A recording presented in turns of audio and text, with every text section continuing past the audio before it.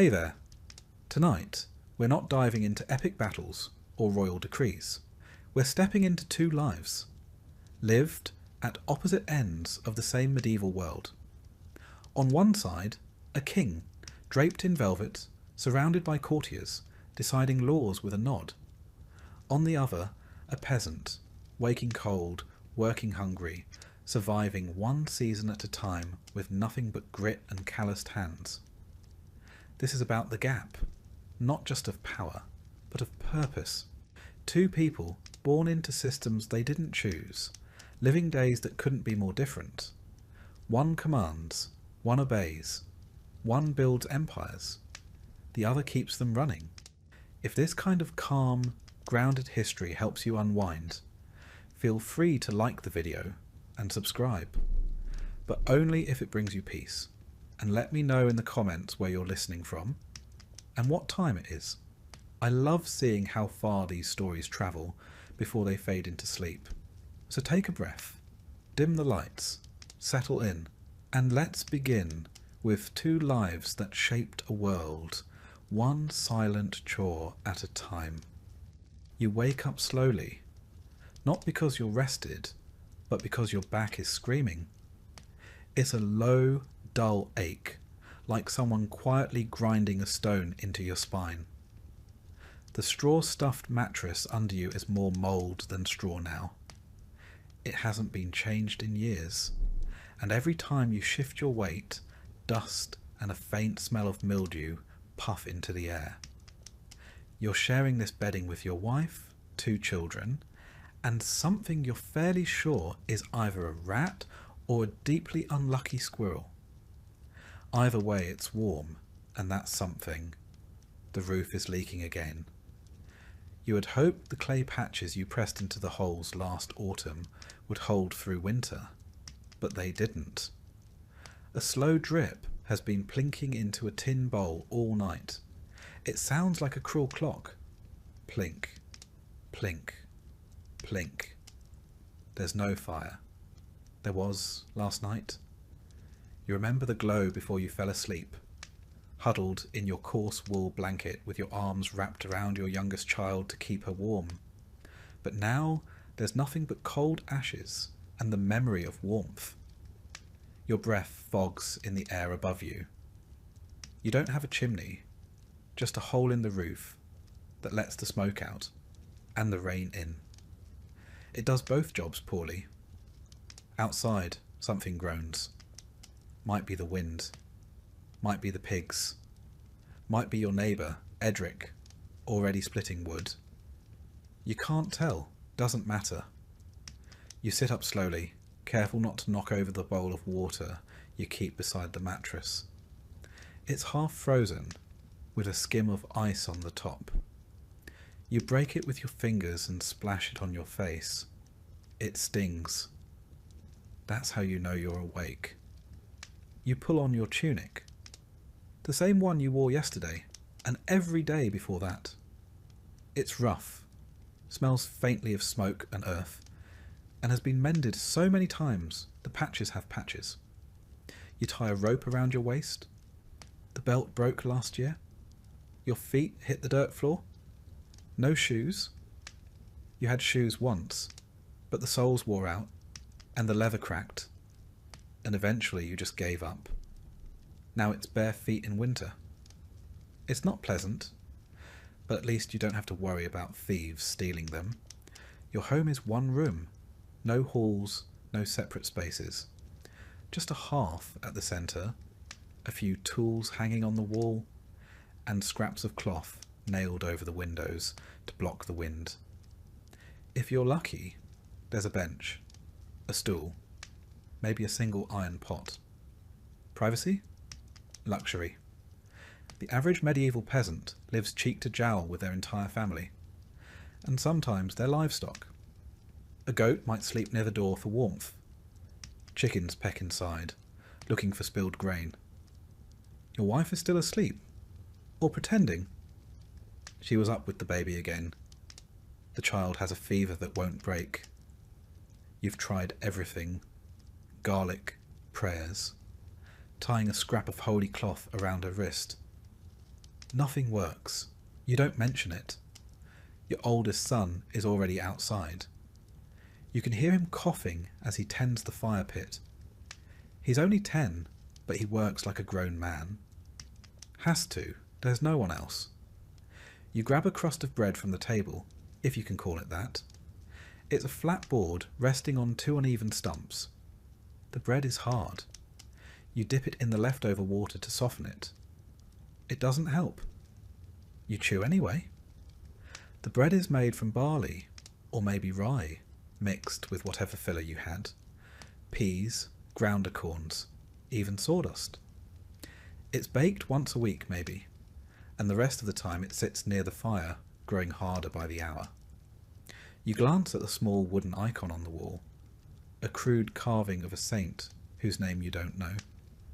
You mumble a prayer, or at least the rhythm of one. Latin isn't your language, but the words feel sacred by sound alone.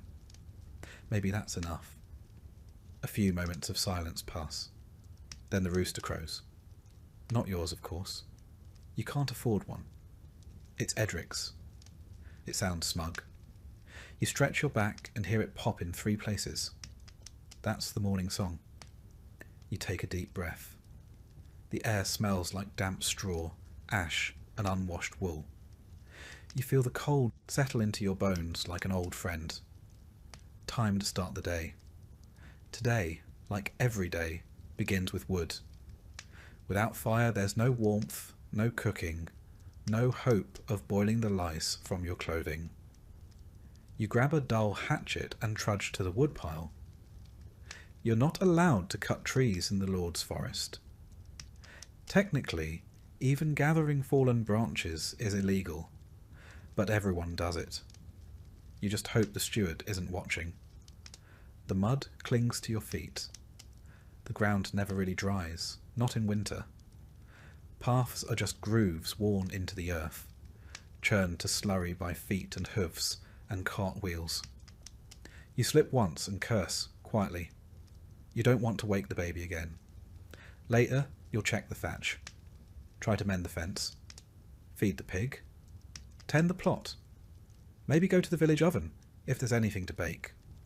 But first, wood. Always wood. You nod to your neighbour. He grunts in return. You both know this day already. You've lived it 100 times. The king wakes slowly, not from cold or pain or noise, but because that is the luxury of power. His bed is enormous, draped in velvet and lined with furs. The sheets are imported linen, so soft they barely whisper as he turns. The mattress is filled with goose down. Not just any geese, mind you. Ones raised specifically for a palace. Their feathers are collected by hand. He doesn't open his eyes at first. There's no need. The room is already warm thanks to the fire that's been maintained through the night by a servant whose only duty is to keep it fed. Logs from the royal forest. Birch, maybe? Or cedar? Something that smells faintly sweet as it burns. A gentle knock, then silence. Another knock. Then the door opens slowly. A valet enters. He walks quietly, placing a pitcher of warm water beside the bed. Another servant follows with a warmed robe. A third holds a towel. A fourth holds his slippers. Each one bows in sequence, like a slow-moving clock. This is routine. Every medieval court has one. The king does not rise alone. He is dressed, washed, tended to. Even the act of waking is political. Who is allowed into the room? Who speaks first? Who touches the king's garments? Protocol is everything. It reaffirms the natural order. The king stretches. A servant pulls back the curtains. Sunlight pours in, filtered through stained glass windows in blues and reds. It pools on the polished stone floor. The king yawns. He swings his legs over the bed. His feet never touch the ground. Slippers are slid on before he moves. The robe is draped over his shoulders. He doesn't lift a finger. He moves to the wash basin. The water is warm, perfumed with rose oil. A towel is held up for him as he pats his face dry. He examines himself in a polished silver mirror. Not bad, he thinks, perhaps a bit pale. He sits. A servant trims his beard. Another combs his hair. A third applies a balm to his hands. A fourth lays out his clothing. A doublet embroidered with gold thread. Hose dyed a deep green. A cloak lined with ermine. And these are not just clothes, they are symbols. His garments are dyed with expensive plant-based pigments, woad, madder, saffron, each hue denoting wealth and power. Breakfast is being prepared. He can smell it. Fresh bread, honeyed figs, sausages, eggs. Something sweet. Something savoury. It will be laid out in the solar soon, beside a fire and beneath a tapestry of his grandfather slaying a boar. While he eats, he may hear poetry, or music, or scripture. He may receive guests, or he may not. The day's official matters can wait, unless war has broken out, or a bishop has arrived unannounced. He hears a knock at the outer door. A steward with the morning briefing. News from the border. A letter from the bishop. A request from a noble. A report on the grain stores. He waves it all away, later. He sits in the warmth and listens to a lute player softly plucking a tune. Outside, the bells ring the hour. The sound is pleasant, faint, untroubling. The world beyond the walls does not concern him. Not yet. The king takes a sip of wine. Breakfast can wait. For the medieval peasant, breakfast was not a meal. It was a concession. A small pause between waking and working. A momentary comfort carved from the relentless pace of survival. It rarely came with ceremony, and it never came with choice. The hearth is barely lit, its fire still sulking from the night before. You prod at the embers with a stick and blow gently, your breath fogging in the air. With luck and a bit of kindling that hasn't gone damp in the night, a flicker appears. You feed it carefully until it glows enough to warm the bottom of a clay pot balanced on the edge of a stone. Your hands hover near it, desperate to steal back the warmth the night took from you. There is no table, just a flat board across two stumps, already scorched in spots from balancing pots over open flame. You pull a wooden bowl from the shelf, not quite round, chipped at the lip, and ladle in a scoop of what might generously be called porridge. The recipe is simple: water, some ground barley or oats, a pinch of salt when you can afford it. There's no milk. Your cow, if you had one, died last winter, and the village dairy supplies go mostly to the reeve. The consistency of the porridge is closer to paste than soup. Lumpy, grey, with occasional husks of grain that crunch when they shouldn't. You tear off a hunk of dark, coarse bread, the kind made from a mix of barley, rye, and whatever else can be ground into flour. Wheat bread is for the nobility. White bread is a miracle you've never seen. This loaf is dense, heavy, and days old. You dip it into the hot mush, soften it enough to bite without breaking a tooth, and chew with the patience of someone who knows there's no alternative. Most peasants in medieval Europe began their day with something like this. The term breakfast wasn't even common until later centuries. Instead, the morning bite was a continuation of last night's sustenance. The word itself, breaking the fast, implied there had been a fast to begin with. For peasants, the fast never really ended. Your children sit near you, rubbing sleep from their eyes, already coughing. One of them eats with two hands, the other just stares into the bowl. You tell them to eat slowly. Not because there's more coming, there isn't, but because it's better to stretch the illusion. Your wife drinks weak ale from a cracked wooden cup. It's thin, bitter, and lukewarm, but it's safer than water. The stream outside has a habit of killing chickens and children alike. Boiling takes fuel you don't always have. So the ale, brewed from grain, fermented just enough to kill what the river carries, becomes the drink of choice, even at sunrise. Sometimes, when luck aligns, breakfast includes an onion, or leeks boiled with a bit of fat scraped from the bottom of the meat barrel. But this morning, there's no meat. The pig was slaughtered weeks ago. Its parts salted and hung in the rafters. Most of it went to the Lord, as was required by law, a tax of flesh, bone, and survival. You hear your neighbour cough outside. Edric again. He's already on his feet, already working. You envy his energy. Or maybe you just envy his chickens. He has 3. You have none. Someone knocks on the door. A soft rap. It's a child, muddy-faced, barefoot, asking if your wife has any herbs for his sister. You don't? But she'd find something anyway. Dried nettles, maybe? Or horehound. You trade for it? Half a heel of bread, split in silence. The sun climbs slowly, lightening the frost on the sill. You stand, stretch your back, and wipe your hands on your tunic. The bowl goes back to the shelf. The pot, still steaming faintly, is saved for later. Maybe for dinner. Maybe not. That was breakfast. And now there is work. At the same hour, in a palace 50 miles and several universes away, breakfast is also being served.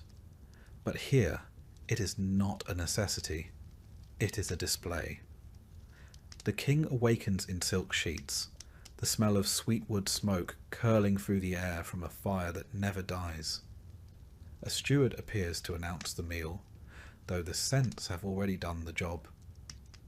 He is led into the solar, a private, sunlit room where tall windows spill light across painted walls and a floor covered in hand-woven rugs from Moorish lands. The table is already set. Silver platters lined with folded cloth napkins. Carved wooden bowls glazed with coloured enamel. Knives so polished they reflect the face of the man who holds them. No dish touches the table before being tasted by a food taster. The threat of poison is real, especially in times when political ambition is as common as hunger. A loaf of soft white bread, made from the finest sifted wheat flour, rests beneath a linen cover. This is manchet bread, prized for its purity. A luxury. Only the upper class can afford the fine sieves and careful processing that turns ordinary grain into something this pale and delicate. Alongside it, poached eggs from palace hens, sprinkled with herbs from the castle's kitchen garden.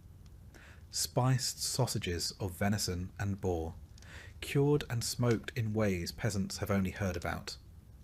A bowl of figs, imported at cost from Iberia or the Holy Land, cut open to reveal their purple-red insides. Honeycomb dripping onto cheese, rich and soft, made from the milk of sheep raised on lands the king has never seen. He eats slowly. Not because he is savouring the meal, but because he knows he can. There's no rush. A cup of mead sits by his plate, gold-tinged and lightly scented with herbs. He drinks little of it. A servant waits with watered wine in case his mood changes. Breakfast for a king is as much about being seen as it is about eating. Attendants hover in silence. Musicians pluck a slow tune in the corner.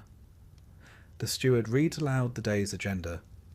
Petitions from nobles, disputes over borders, supply concerns from the coast.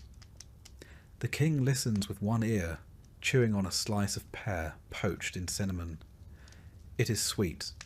It is forgettable. Medieval royal meals were orchestrated events. Banquets and feasts were public, but even private meals followed rituals. Certain dishes implied wealth and status. The more exotic the ingredient, the higher the status. Spices like cinnamon, cloves and nutmeg were imported at staggering prices through Venetian and Arab merchants. A single sack of pepper might be worth a cow. He finishes half the bread, a sliver of ham, and picks at a pastry filled with minced apples and dried cherries. When he's had enough, he signals with a hand. The plates are cleared silently. A towel is brought for his fingers. He hasn't touched anything directly, but the gesture is expected. He reclines slightly, watching the dust float through the sunbeams. The servants step backward in perfect rhythm. The king's dog, a thin greyhound with polished fur, pads to his feet and rests its head on his slipper. He absently strokes its ears. Breakfast is over. Not because he is full, but because he says so. One meal eaten for fuel. One for pleasure. One devoured to fight hunger. One consumed because it exists. The peasant scrapes the last grain from his bowl and drinks weak ale. The king throws away half a roasted partridge because it tasted slightly overdone. The average peasant consumed around 1,500 to 2,000 calories a day when available, mostly from bread and pottage. The average nobleman? Closer to 4,000, with far less physical labour to burn it. Gout, the disease of kings, wasn't metaphorical. Too much meat, too much wine, too little motion. But in the end, neither man truly wins. The peasant walks away hungry, to a day that will demand everything. The king walks away bored, to a day that will offer everything, and ask him to pretend it matters. And so they rise from their tables, both under the same rising sun, one stomach aching with emptiness, the other aching with fullness, neither truly satisfied. You reach for your tunic, not because it's clean, not because it's new, but because it's all you have. In medieval Europe, peasants didn't own wardrobes. They owned a garment, singular. Maybe two if the harvest had been particularly kind. One for work, one for sleeping. Sometimes they were the same thing. Yours certainly are. It's made of rough-spun wool, the fibres coarse enough to scratch your skin raw if you're not careful. The colour? Something between mud and old straw. It was once a pale brown, but years of labour, smoke, and unwashed sweat have darkened it into anonymity. The sleeves are uneven. One is frayed at the cuff, the other patched with an old scrap from your wife's dress. No one will notice. No one cares. Underneath, if it's a good day, you might wear a linen shirt. Smock is the proper term. But today is not a good day. It tore last week while you were hauling timber, and the tear opened like a mouth across your side. You haven't had time to mend it. Besides, linen doesn't keep out the cold like wool does, even if it's softer on the skin. You step into your hose. Not like the nobles' finely woven stockings. Yours are closer to long woolen tubes tied at the knee, sagging at the ankle, and held up by sheer stubbornness.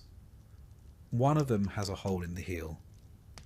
You've been meaning to stitch it shut, but every day it seems less important than getting through the next. Shoes? If you're lucky. Maybe you own a pair. Old, cracked leather with twined laces and soles that have more holes than hide.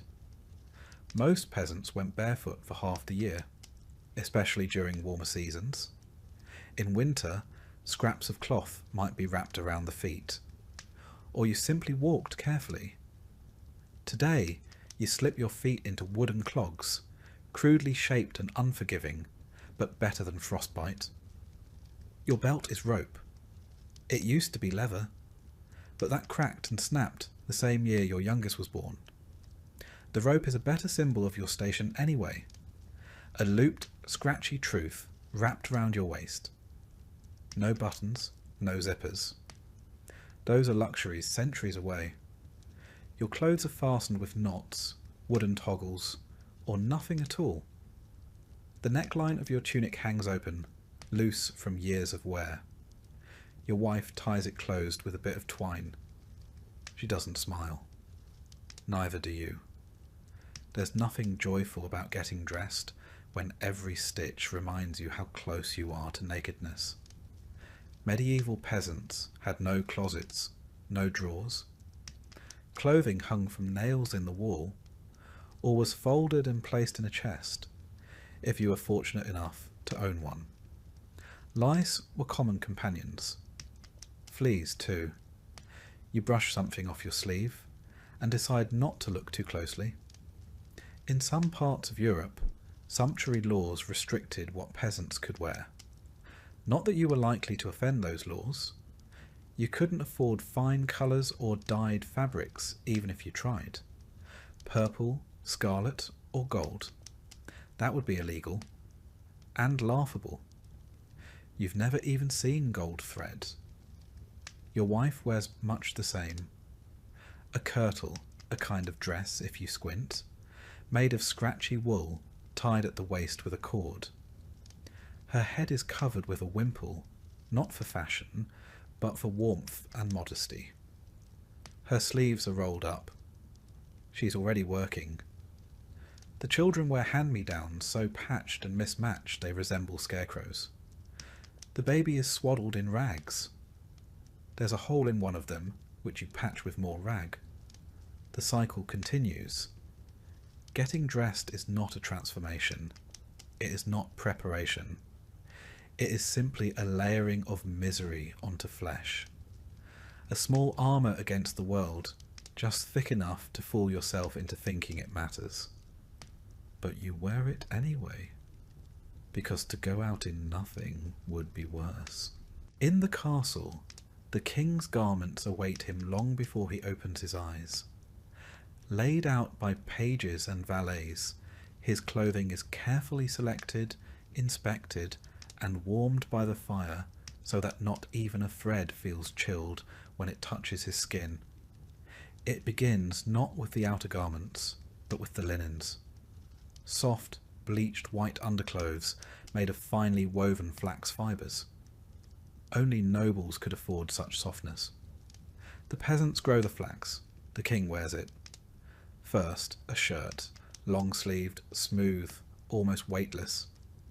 It smells faintly of lavender, dried and stored among the folds by servants whose names he doesn't know. Over that hose, snug-fitting woolen garments that cover his legs from ankle to thigh. These are dyed a deep blue, a colour expensive to produce, extracted from woad and reserved for those of means. Over the hose, he is helped into a doublet, a padded tailored jacket that buttons down the front with small discs of bone or polished horn. The buttons are decorative as much as functional. Unlike the peasant, the king wears buttons not because he must, but because he can. Buttons are a mark of craftsmanship, proof of tailoring, a symbol of class stitched into the seams. His cloak today is velvet, dyed of rich burgundy, lined with ermine fur. The cloak drapes from his shoulders and trails slightly on the floor. A servant tucks it just so, to avoid dust. On his feet, soft leather boots, made by the castle cordwainer, fitted exactly to his size and shape. They have never touched mud. A sash of silk is tied around his waist, its ends embroidered with the symbol of his house. Silk is imported from Byzantium and the East. It travels through trade routes guarded by mercenaries and balanced on the backs of camels. It arrives here at great cost. He doesn't think about that. He just likes the way it drapes. Jewellery is optional but customary. A ring or two, a brooch, a clasp set with semi-precious stones. These are not for security or beauty. They are reminders to everyone in his presence that his body is sacred, adorned, elevated. While he dresses, attendants discuss the weather, his agenda, who might be arriving for court. Someone mentions a visiting dignitary. Another whispers about grain prices. It's all background noise. He nods, occasionally raises an eyebrow but doesn't respond. He is busy being dressed. The final item, a circlet, not quite a crown, but enough to remind everyone who he is. Not too heavy.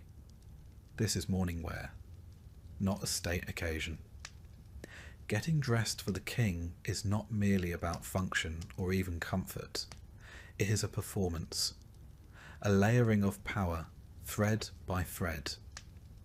His clothes are stitched not just to warm him, but to separate him from the world, to make it clear that he is not of the same cloth. And when he steps into the hall, robes trailing, hands ringed, boots spotless, everyone who sees him understands the truth. This is not a man, this is a symbol. And symbols are always well dressed. One man dresses in a single wool tunic, patched beyond recognition. The other is wrapped in layers of tailored elegance. The peasant gets dressed while standing, shivering beside a smoky hearth. The king is dressed by others, warmed by the fire he never has to feed. But both, beneath it all, are still just men. One clothed in discomfort, the other in performance. One wrapped in survival, the other wrapped in image. Both bound by thread, though only one can afford to ignore the seams. You step outside, and the cold hits like a slap. The door swings on tired hinges, and the air is sharp enough to sting the inside of your nose. You squint into the early light. The sun isn't up yet, not really. Just a pale smear on the horizon. Your breath clouds in front of you like smoke. You don't need a clock to know the time. Your bones do that for you. The yard is a mess of frozen ruts and old straw. Chickens peck lazily near the woodpile. One of them is limping. You make a mental note to check its leg later. You won't. There's no time. Your day begins not with a plan, but a list of obligations stacked like firewood. Uneven, unstable, always about to topple. First, you check the animals. The pig is rooting through what remains of the compost pile. Its eyes follow you warily, like it knows it's next on the menu if winter doesn't ease up. It's probably right. You refill its trough with scraps, turnip skins, old leaves, and a few spoonfuls of yesterday's porridge crusted onto the side of the pot. The pig eats with more energy than you'll have all day. The firewood pile is low again. You grab the axe from its spot against the wall, the handle smooth from use, the blade nicked and dulled. You trudge toward the tree line, feet sinking slightly into frozen mud. You've been harvesting from the same grove all winter.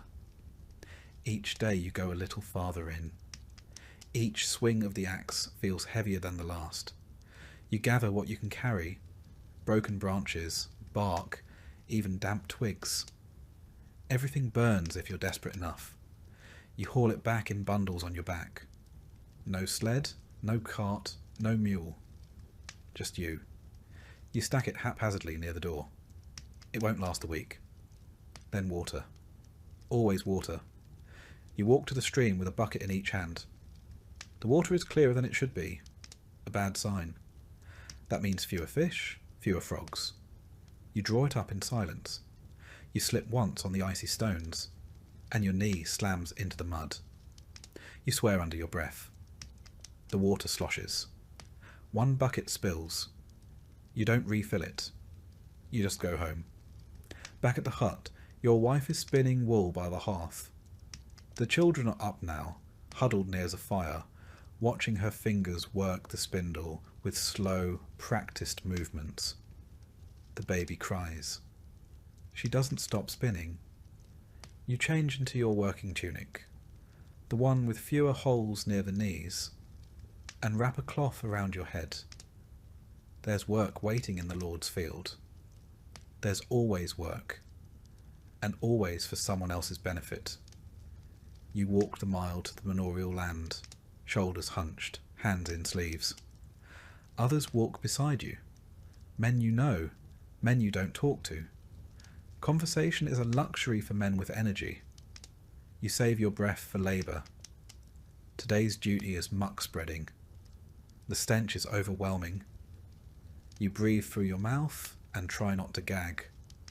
You shovel slowly, methodically, spreading dung across frozen soil in the name of future fertility. You don't ask how much you'll be paid. You won't be. This is part of your feudal obligation. Corvée labour. You owe the Lord so many days a year, and today is one of them. You'll get a nod, maybe some leftover grain if he's feeling generous. You won't complain. You've seen what happens to men who do. In the medieval manorial system, peasants were expected to work their lord's land in addition to tending their own. The balance was impossible. Your own plot withers while you sow his wealth. But to protest is to starve. By midday your hands are raw. Your legs tremble. You've relieved yourself behind a tree and wiped with leaves. Your stomach groans. Lunch is whatever you brought. A crust of bread, a clove of garlic, a slice of dried turnip wrapped in cloth. You chew slowly, seated on a rock, watching the Lord's reeve ride by on horseback. His boots shine.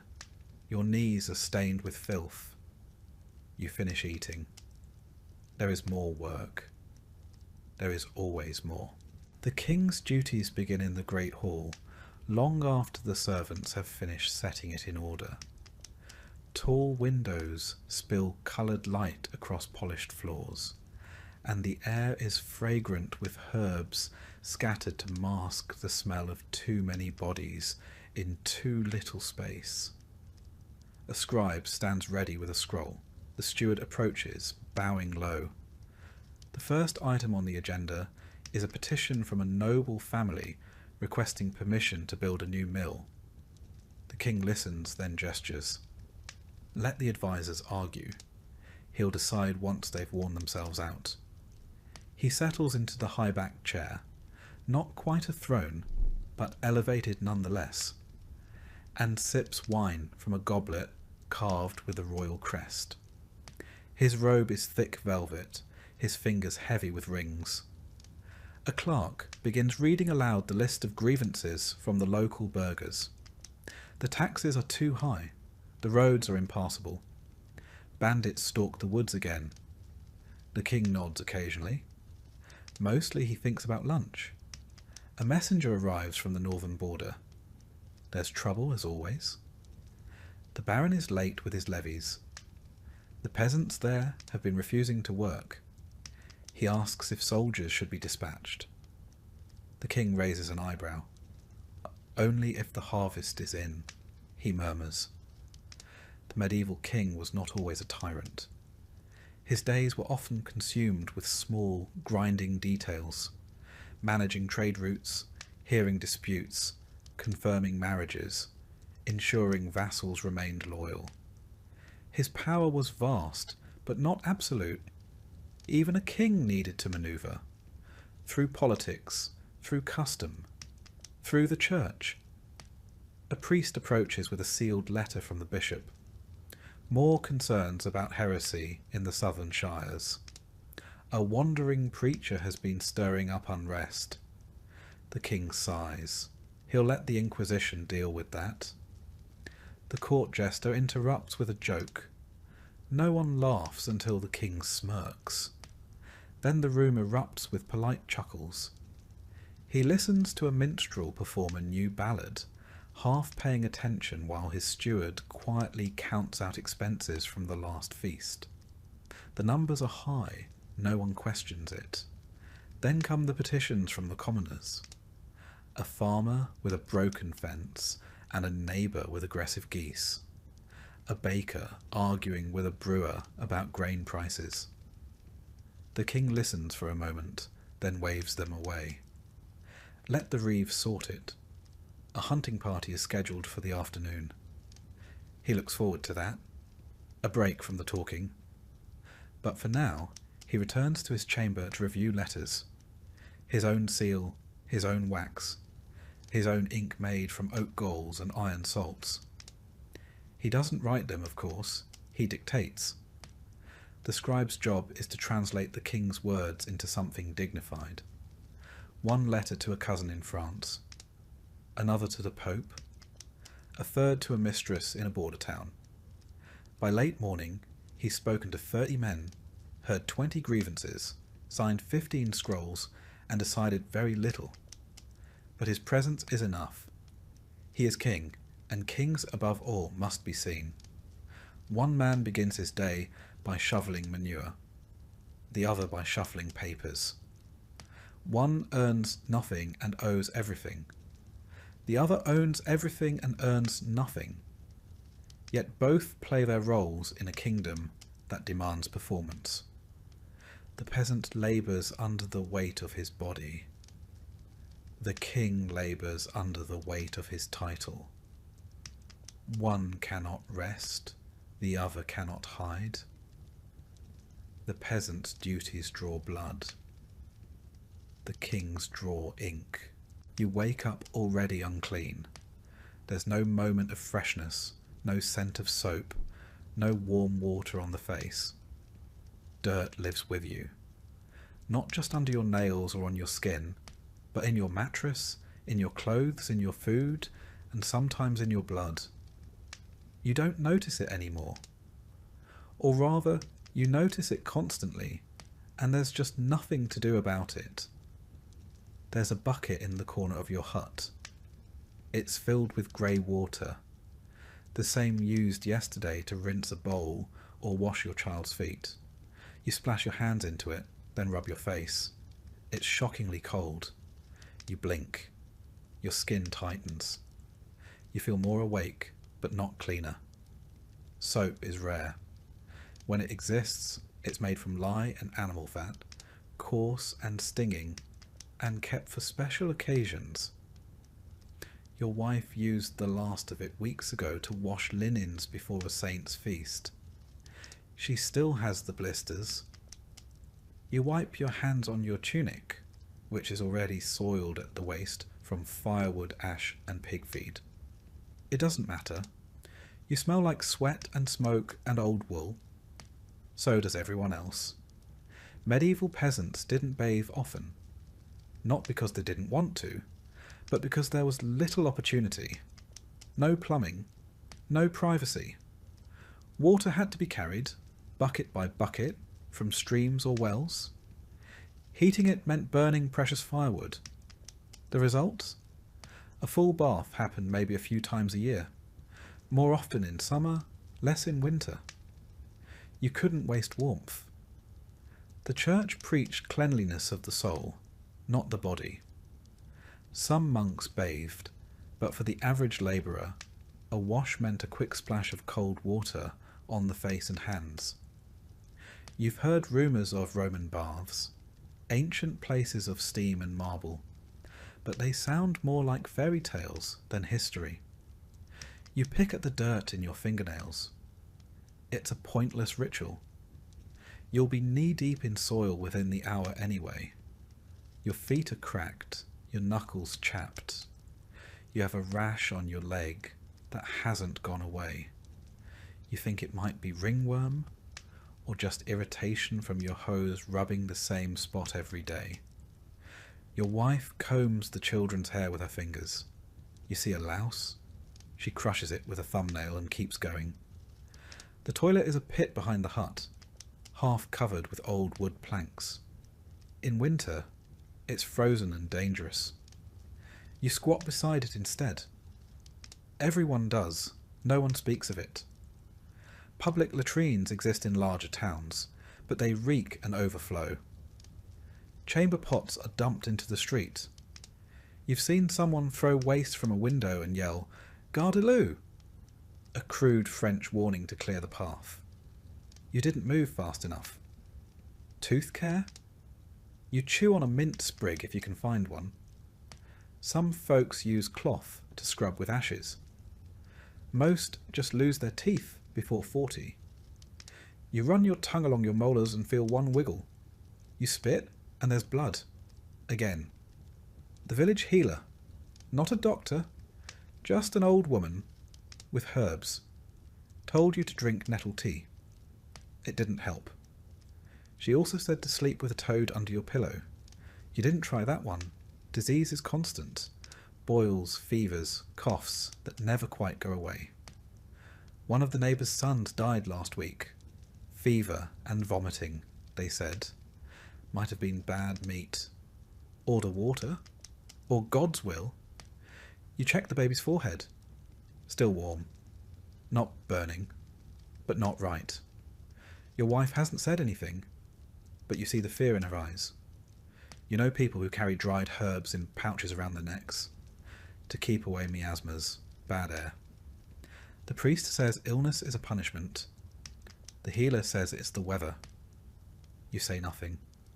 What's the point? Your neighbour claims he went 6 years without getting sick. Then his foot turned black. He died 3 days later. You dunk your head in the water trough to rinse your hair. It doesn't help. You smell like a man who works for a living. You always will. And still, you go on. Because there's no alternative. The king wakes not to filth, but to fragrance. His chambers are swept twice daily by servants using bundles of herbs, thyme, rosemary, lavender, scattered across the stone floors. They don't just freshen the air. They're believed to ward off illness. Clean smells, they say, make for a clean body. He sits beside a basin of warm water. A servant dips a cloth, wrings it carefully, and wipes the king's face and neck. Another dabs at his hands. The water is infused with rose petals, orange blossoms, sometimes vinegar. It smells like luxury. Unlike peasants, the king does not carry his own water, nor does he walk to the bathhouse. The bath comes to him, in the form of a large wooden tub lined with linen sheets, filled with heated water poured from brass pitchers. He bathes when he wishes, sometimes once a week, sometimes daily. It's his choice. Soap is not just available, it's imported. Bars come from Castile, made with olive oil and lye, scented with citrus or pine. It lavers softly, it does not sting. The king's skin is pampered with oils afterward to prevent dryness. Almond oil, if it's in stock. Goose fat, if not. He is rubbed with cloths made of fine linen. His hair is brushed with a boar bristle brush. His nails trimmed with care, checked for signs of illness. Cleanliness for royalty is not merely comfort. It's an extension of health, of status, of godliness. His physicians, university trained, perhaps in Paris or Salerno, believe the body has 4 humours: blood, phlegm, yellow bile, black bile. Balance is key. They advise the king to avoid dampness, excess wind, spoiled food. He is bled periodically to restore equilibrium. He follows a regimen known as regimen sanitatis, rules for healthy living. Moderate food, rest, gentle movement, fresh air, no overexertion. The body, they say, must be tended like a garden. His teeth are cleaned with a cloth dipped in wine or vinegar, sometimes ashes or crushed herbs. He rinses with sage-infused water. Bad breath, the doctor says, can signal internal decay. He listens, even if he finds it tedious. Illness is still a threat, of course. Even kings get fevers. Even kings die of the plague. But when he falls ill, he is surrounded by care, poultices, prayers, leeches, tinctures brewed in silver pots. When he coughs, 5 men listen. During outbreaks, the king retreats to the countryside, to the coast, anywhere but the city. He closes the gates, no visitors. The poor die in the streets. He reads about it in letters. He hears tales of entire towns falling ill, entire villages vanishing. He commissions a prayer, a mass, a candle to be lit. And he dines as usual. Cleanliness to him is visible. It is scented. It is symbolic. And above all, it is managed by others. The peasant scrapes the mud from his heels with a stick. The king scrapes the dirt from his nails with ivory. The peasant smells of animals, ash, and labour. The king smells of citrus and rose water. One body is raw from cold water and coarse wool. The other is cradled by steam and silk. But both, in the end, bleed. Both, when cut, scar. Both, when struck by plague, fall the same way. And death, whether in a straw bed or a gilded chamber, does not care for soap. Leisure, for you, is a strange word. It sounds like something for other people. Softer lives, softer hands. You don't have leisure. You have pauses.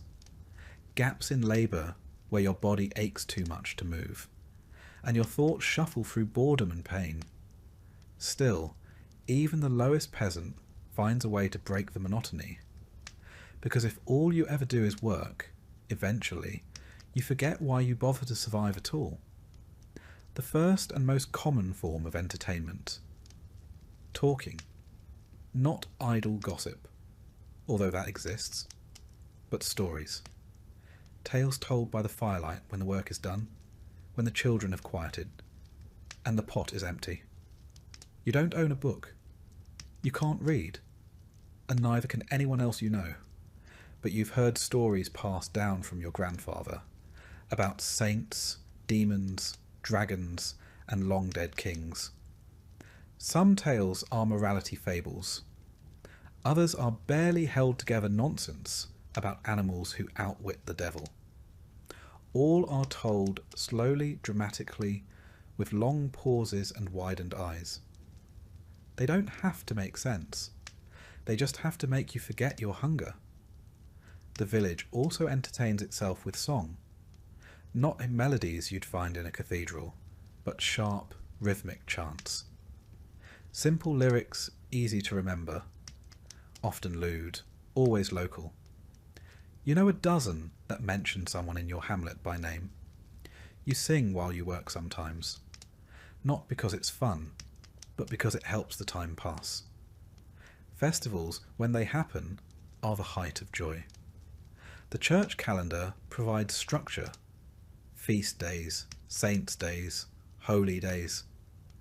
These are your sanctioned excuses to stop labouring, to drink, to dance, to gather in the square with others and pretend the year isn't dragging its weight across your back.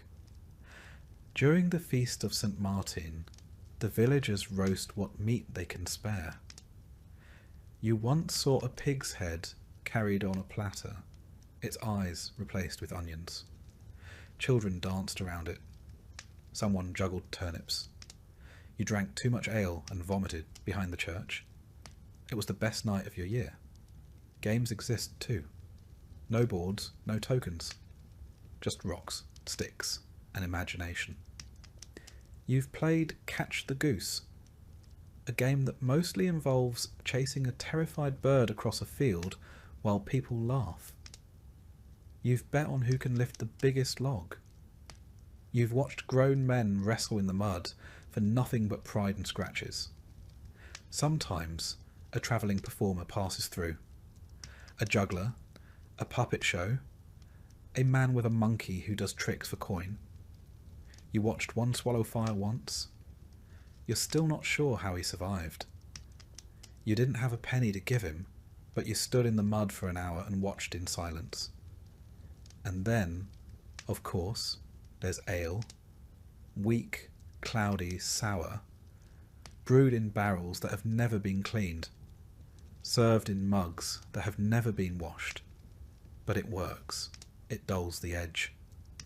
On a good night, you sit with neighbours, nursing the drink, and listening to someone attempt a dirty joke that's too long and poorly told.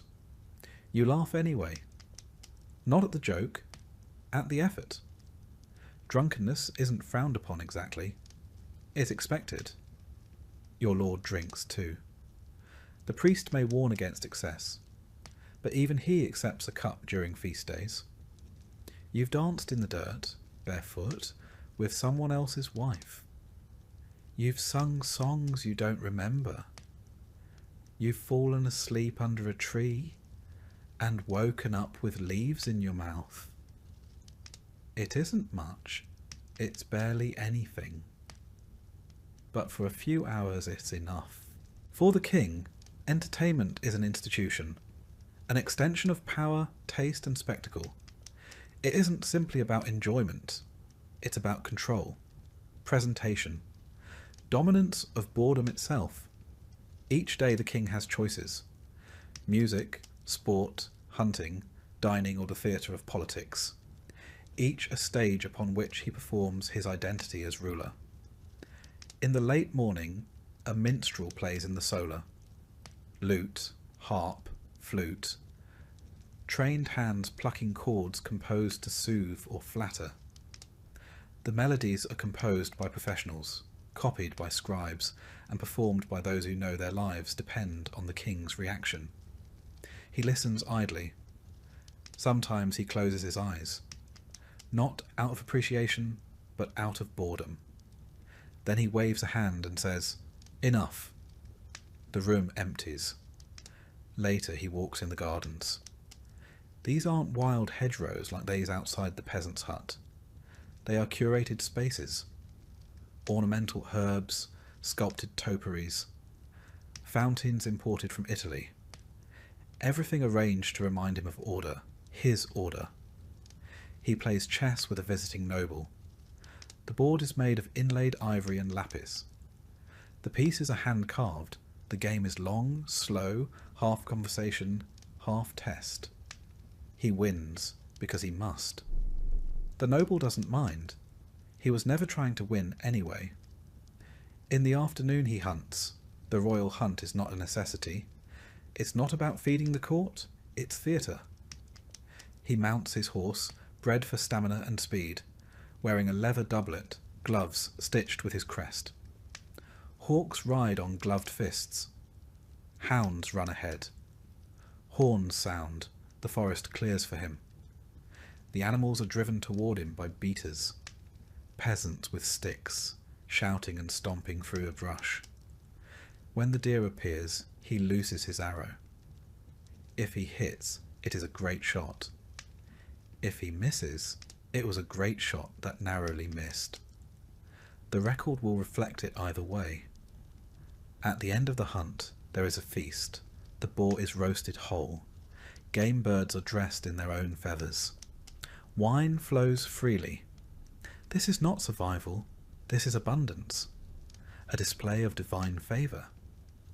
The medieval king's court often included jesters, acrobats, storytellers, and even magicians. These performers were well trained, many travelling across kingdoms. A single misstep, a poorly told joke, an insult taken too far, could mean exile or worse.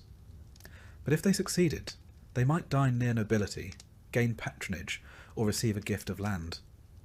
He watches a performance. A troupe enacts a play from a distant city, perhaps Paris or Prague.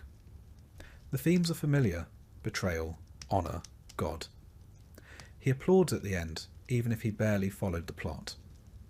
The hall echoes with approval. No one asks if he enjoyed it. In the evening he may read. Not aloud, that is for clerks. But he listens to books being read to him. Tales of ancient Rome, romances of knights and maidens, treatises on theology. He asks questions occasionally, not always expecting answers. Then music again. Then a warm bath. Then sleep. Entertainment is not rare for him. It is constant. And yet he is often bored. The peasant laughs because it might be the only joy he feels all week. The king laughs because it's expected. One dances in the dirt, in bare feet, to the rhythm of a friend slapping a barrel. The other dances in a hall, gilded and perfumed, to strings and harps. One sings to forget the hunger. The other listens to singers to fill the silence. The peasant waits all year for a single feast day.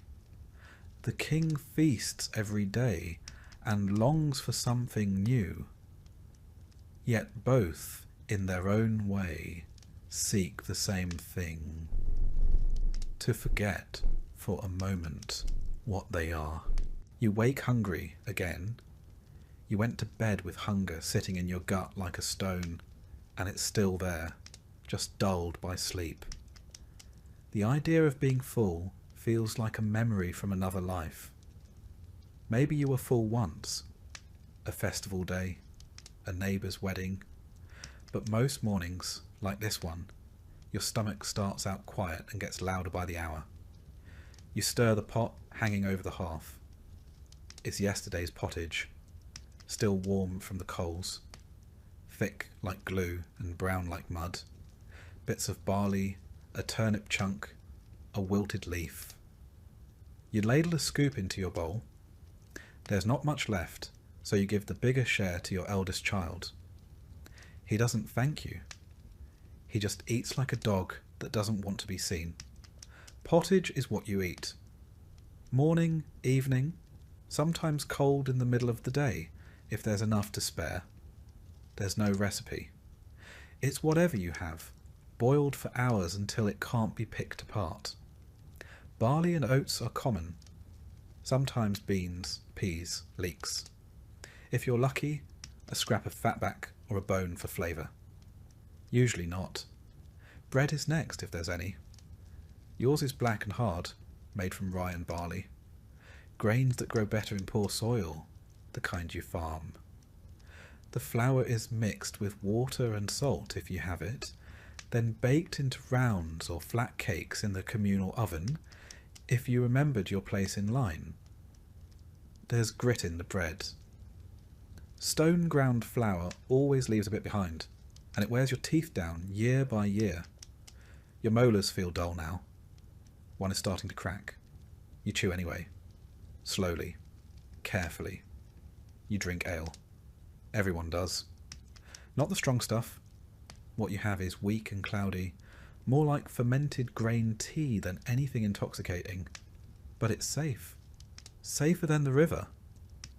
The well went bad last month, and you still remember the sick child who didn't make it. Boiling water takes firewood, and firewood takes hours. Ale it is.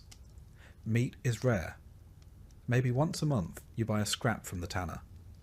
A cut too fatty to cure, or too bruised to store. You boil it with roots and pretend it's a feast. Sometimes your neighbour traps a rabbit. You pretend not to notice. Hunting's forbidden unless you're a noble. The punishment for poaching a deer is death. For a rabbit, a beating. For a swan, you don't want to know. Your pigs are gone. Sold off after the last frost destroyed the root cellar. Chickens are easier to keep, but they don't lay in winter. You used to trade eggs for cheese. Now you just eat the eggs, when there are any. Cheese is a summer luxury. Milk turns too quickly this time of year. On holy days, there's more to eat. Saints' feasts, harvest festivals, weddings. These are the times you remember with your eyes closed. Bread stuffed with onions. Roasted goose. Baked apples dripping with honey. It doesn't last, but it burns into memory. You've told your children stories of the last Michaelmas feast as if it were legend. Some peasants barter with their produce. You trade leeks for butter, cabbages for fish. The fish is salted, rough on the tongue, but keeps well. You once found a coin at the roadside and bought a fig at market. 1 figure. You sliced it in 4 and let your children each have a piece. They still talk about it. Your food doesn't travel. Nothing comes from farther than a day's walk. You don't know what olives are. You've never seen a lemon.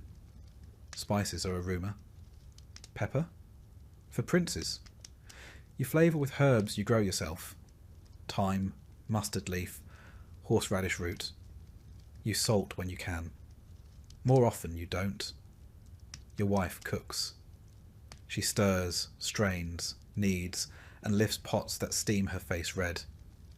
Her hands are always red and cracked. Your eldest daughter helps, scraping pots and tending the fire. Meals are more work than reward. You eat in silence, or with quiet murmurs.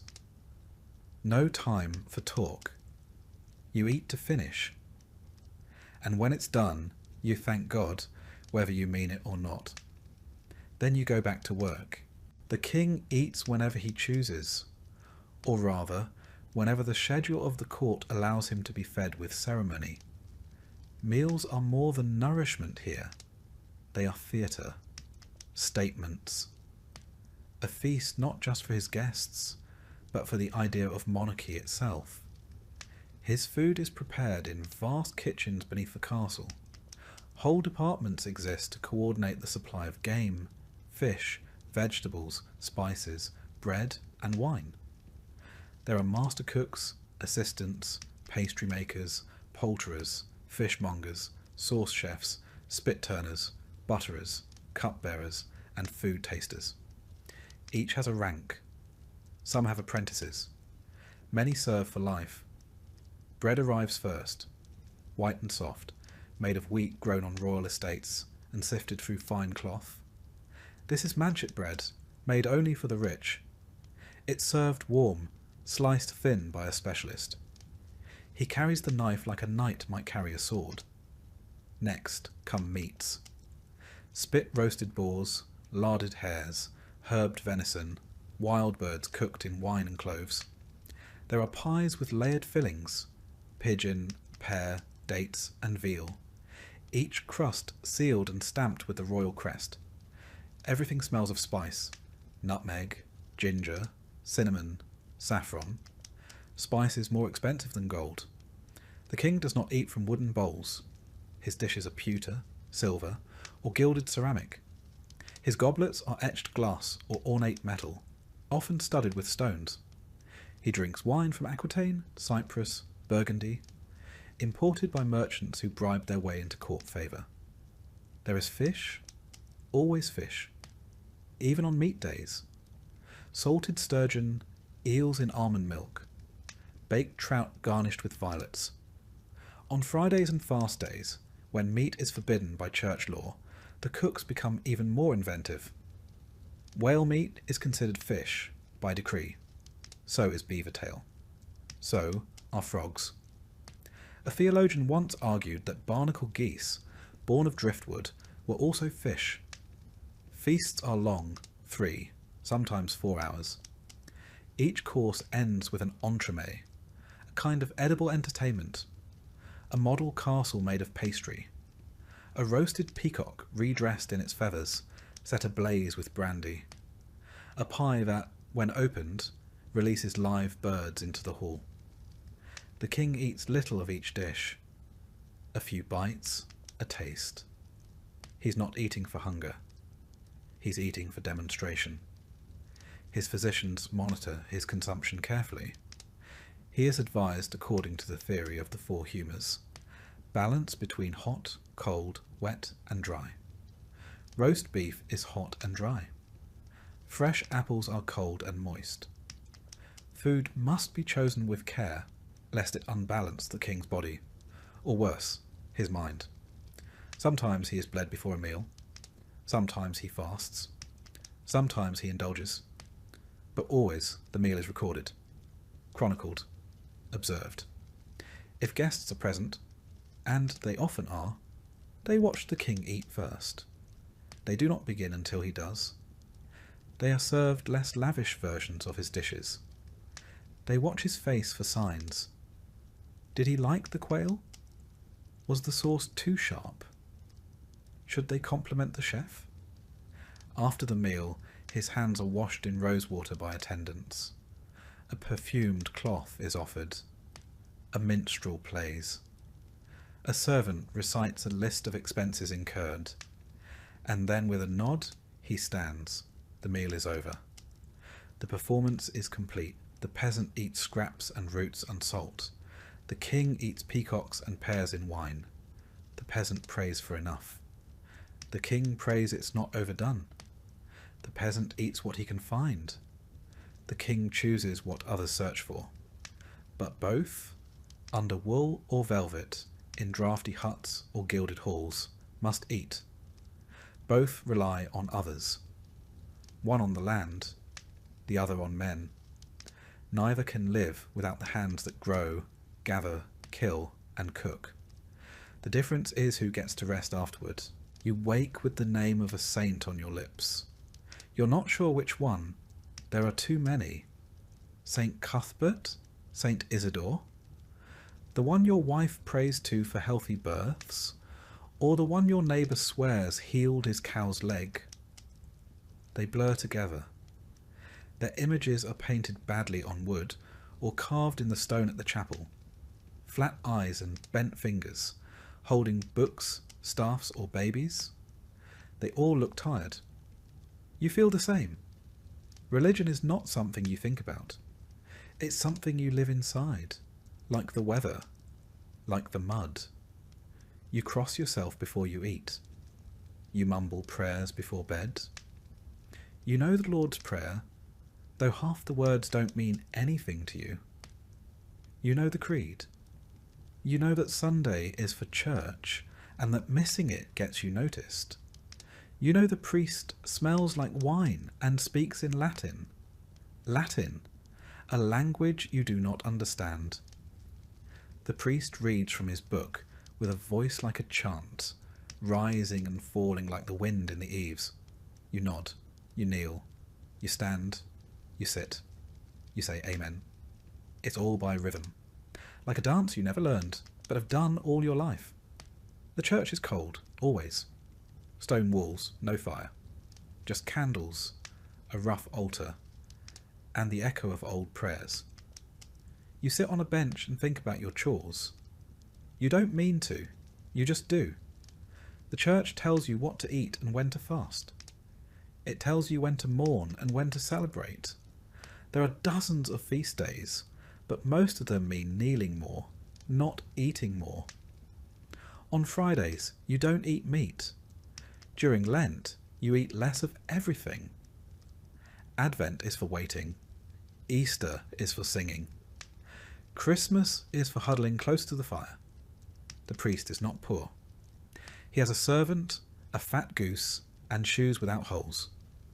He doesn't till the soil, but he talks about sin with the confidence of someone who's never had to lie for a crust of bread. Still you listen. He buries your dead. He blesses your fields. He might even know your name.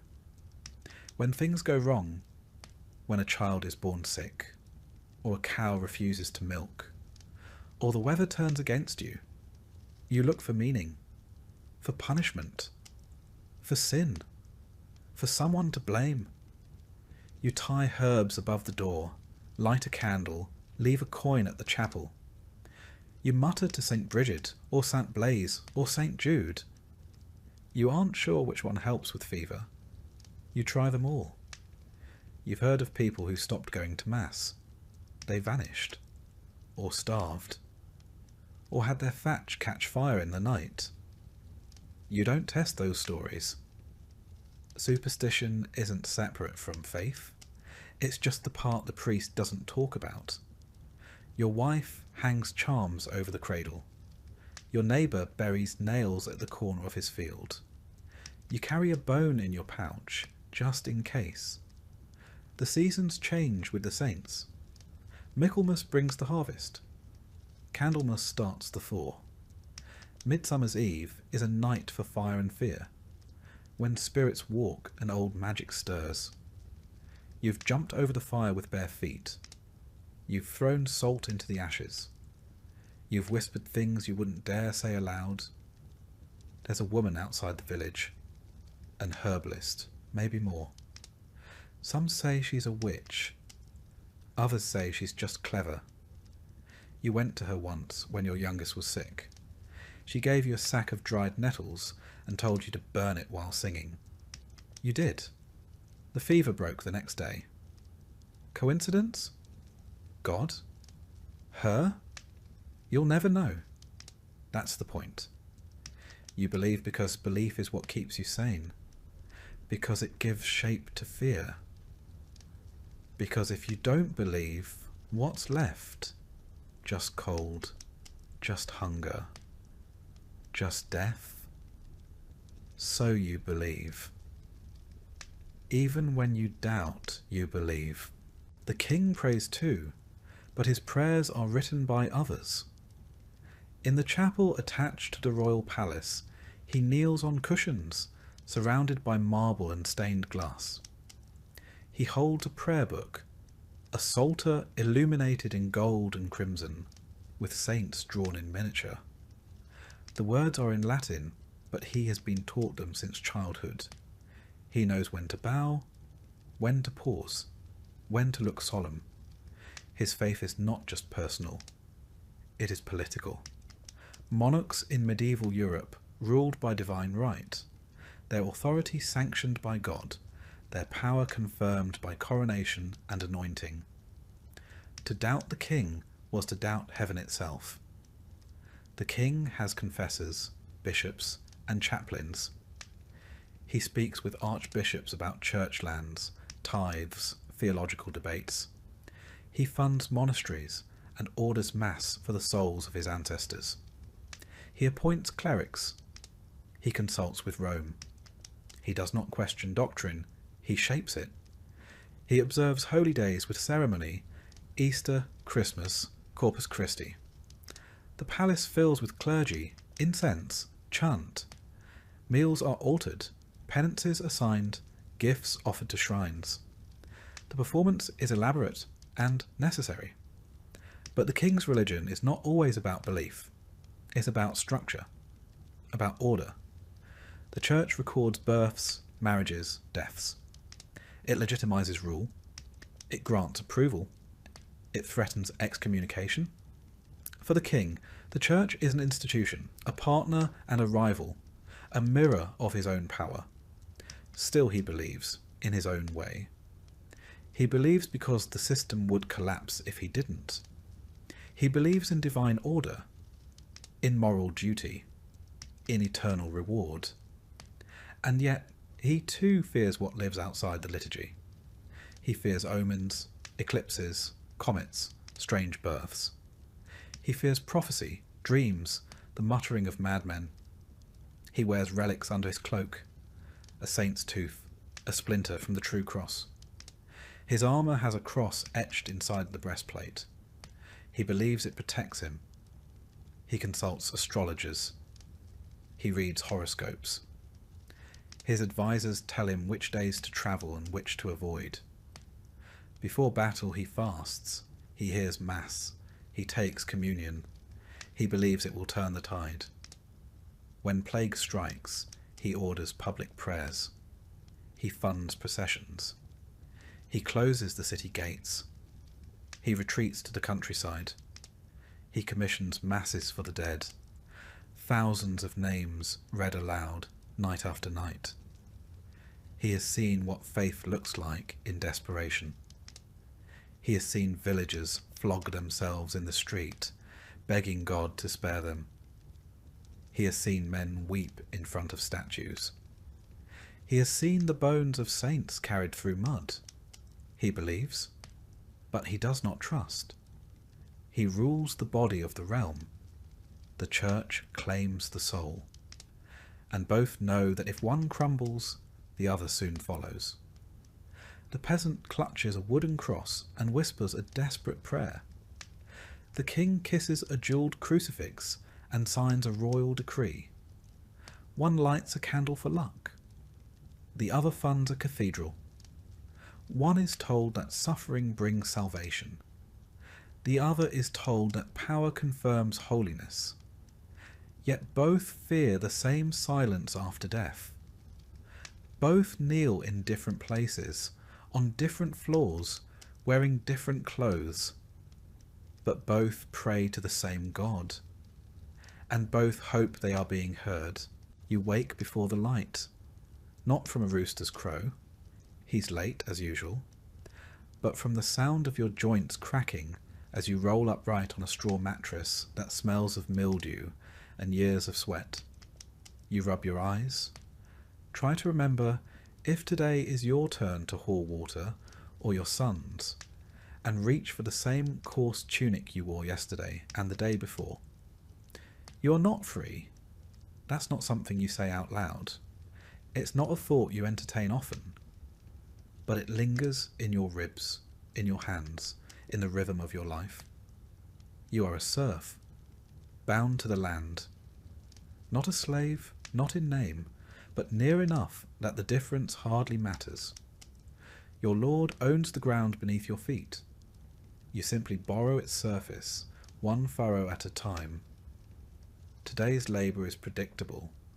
Muck the stalls, collect firewood, repair a fence flattened in the storm. Tomorrow it might be threshing grain in the manor's barn, or ferrying a barrel of ale to the Reeves' house, or helping with the sheep. Work does not rotate with fairness, only with need, and need never sleeps. Each season comes with its own torment. Spring is planting, endless hours hunched over rows of soil, pushing seeds into earth still clinging to winter's chill. Summer means harvest, and your fingers blister as you reap barley and hay until your tunic clings to you with sweat. Autumn is the rush to preserve, salting meat, storing apples, bottling what little beer you've brewed before it spoils. And winter? Winter is endurance. Cold seeps in through the thatch and into your bones. You wake stiff and hungry, go to sleep hungrier still. Most days you eat bread, not the white loaves of the rich, but dark, dense barley bread, flecked with grit from the millstone. Pottage if you're lucky, a stew of whatever you've managed to find or grow. Leeks, turnips, beans. A strip of bacon if you're blessed. Ale instead of water, because water might kill you. You have no tools of your own, just what's passed down or shared.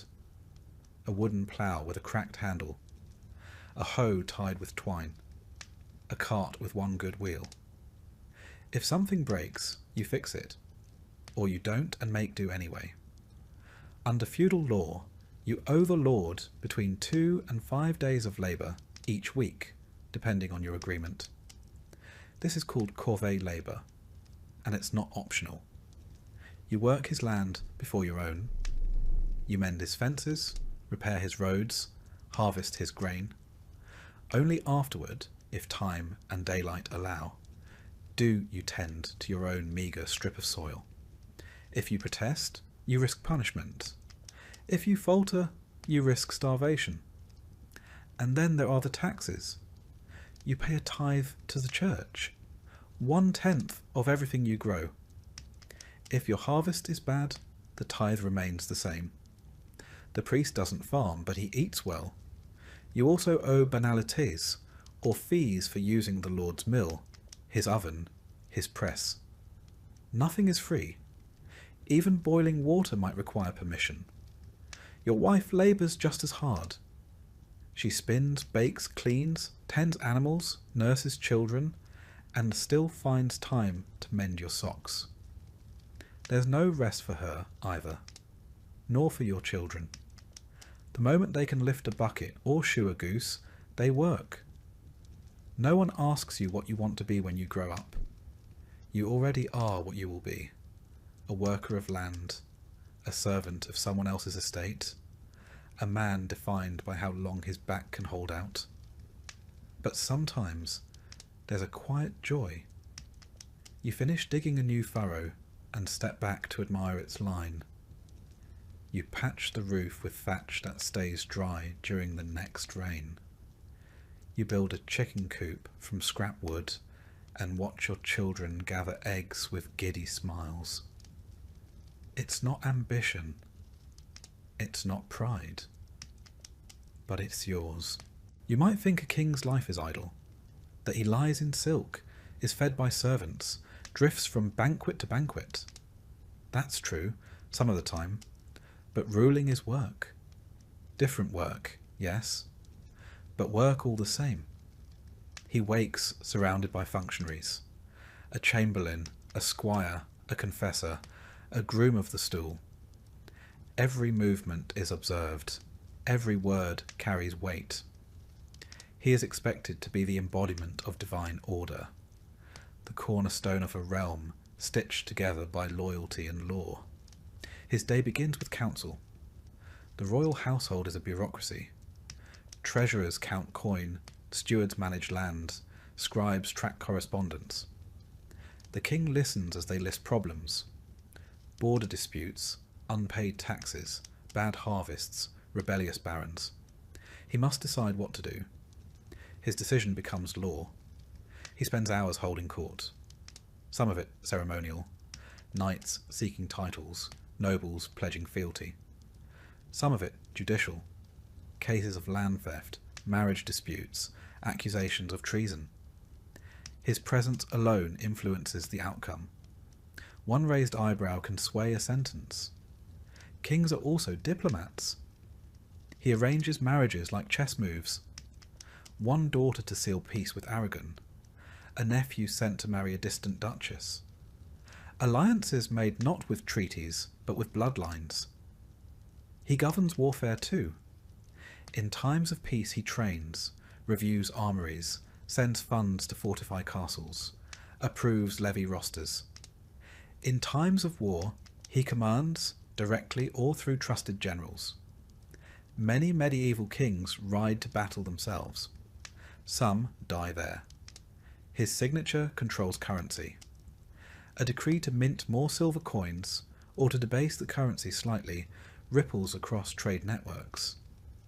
He must think like a banker, a warlord, and a priest, all while keeping the nobles happy and the peasants quiet. Even feasts are work. He sits at the centre, radiant with wealth, a living symbol of stability. His food is inspected, his wine poured by protocol. Every bite is a message. To eat too much is gluttony, too little, ingratitude.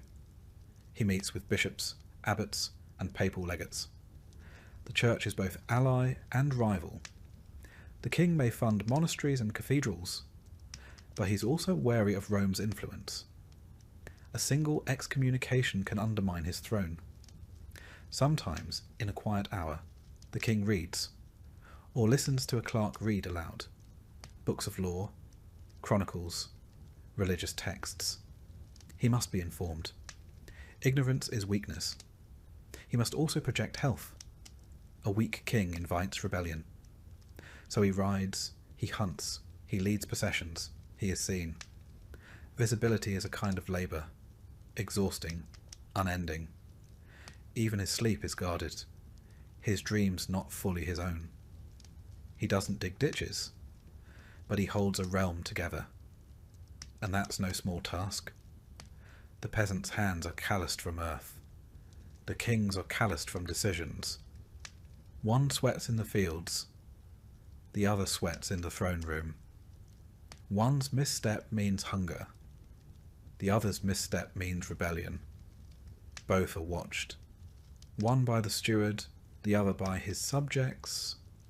Both are punished, one by weather, the other by politics. The peasant works to endure, the king works to be remembered, but neither truly rests, and neither can exist without the other.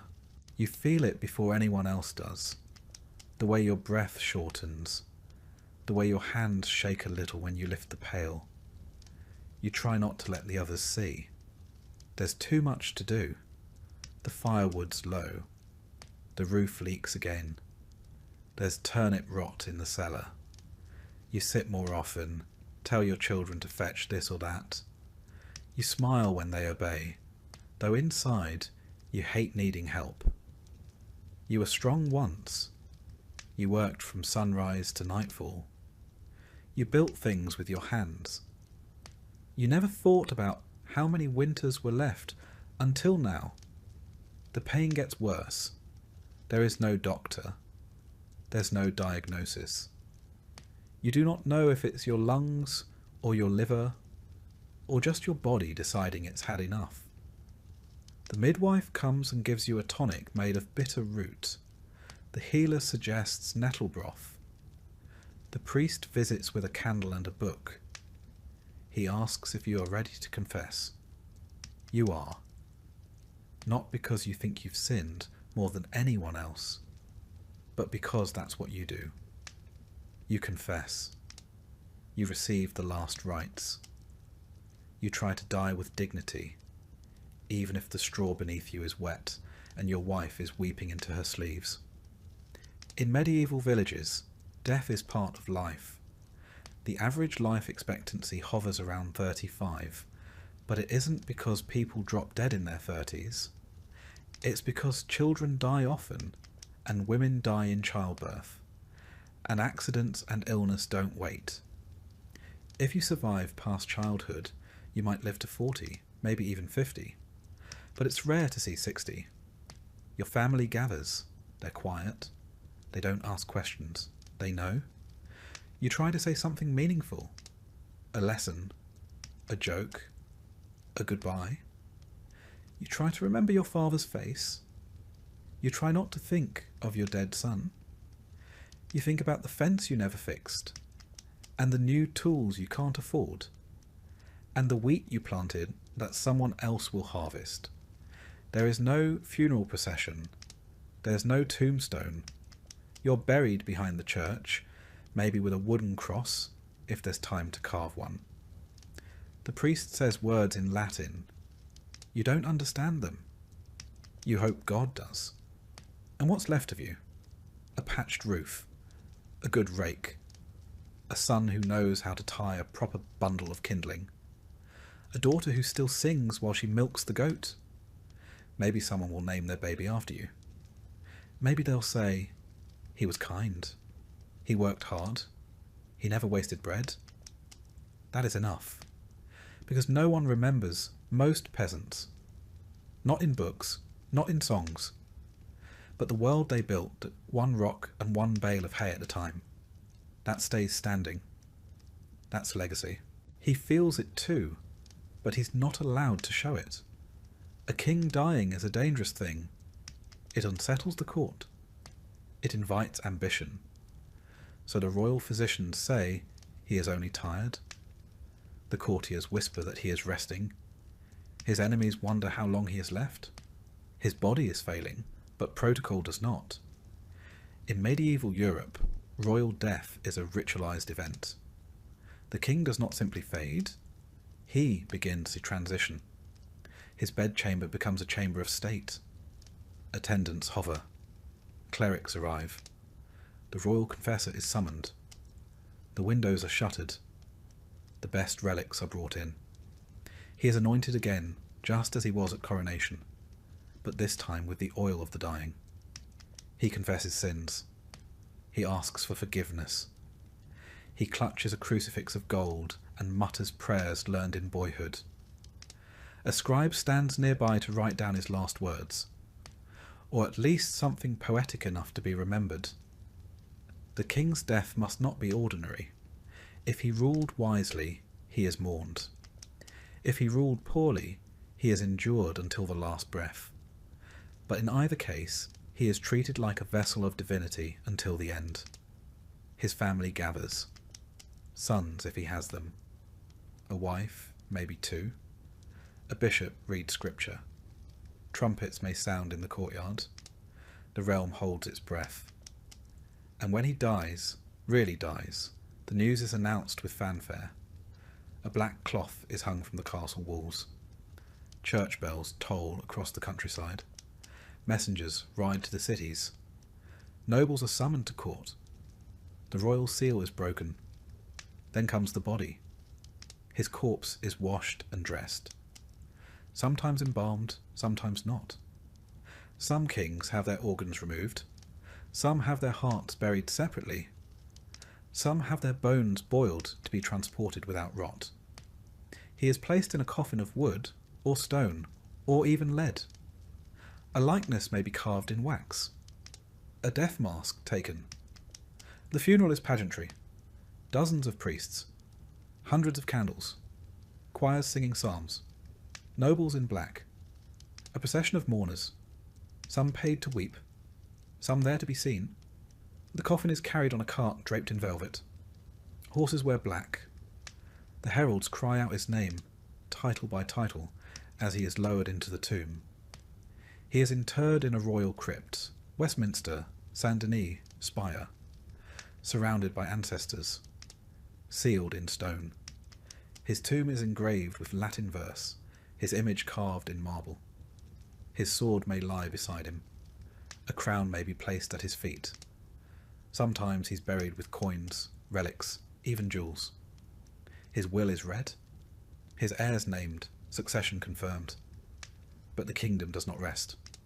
Wars break out over inheritance. Bastards rise to claim legitimacy. Queens remarry. Parliaments quarrel. One king dies.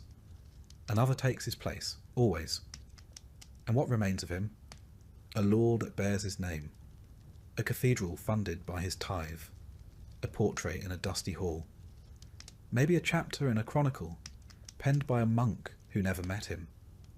But more often, his memory fades, overwritten by the next war, the next tax, the next king.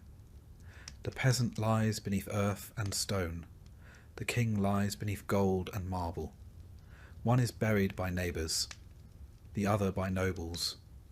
One rests beside a ditch, the other in a crypt, but they are equally still. Time forgets them at the same speed. The world turns without them. Grass grows over the grave. Language shifts. Stories blur. In the end, legacy isn't a statue or a monument. It's the echo of your labour. The bread you baked that fed a child. The wall you built that stood another winter. The law you passed that outlasted your bones. The song someone still hums without remembering where they learned it. All things fade, but some things endure, in work, in memory, in silence. And when both the king and the peasant have crumbled to dust, the only difference is how long it takes the wind to blow their names away.